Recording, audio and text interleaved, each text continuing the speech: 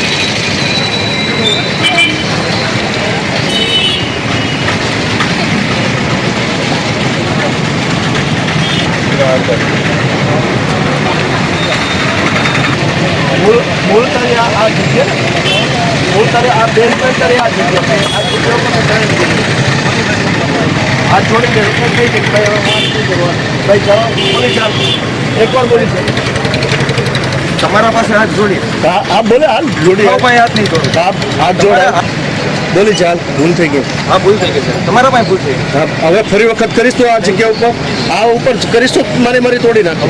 બરાબર બરાબર ને?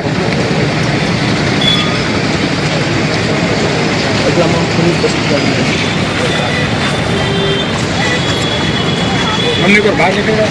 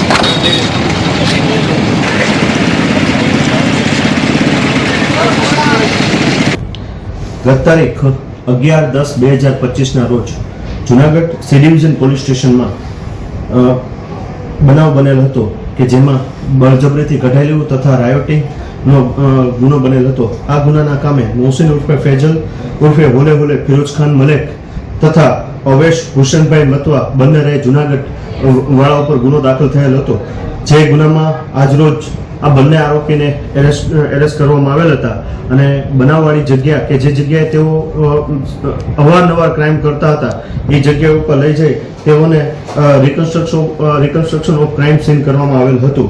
તેમજ આ કામે 251-22ના કામે મોહસિન ઉર્ફે ફૈઝલ ઉર્ફે હોલે હોલે નાઓને ગુજસુટકના કામે તેઓનો કબજો સુરતથી ખાતે મેળવેલો હતો.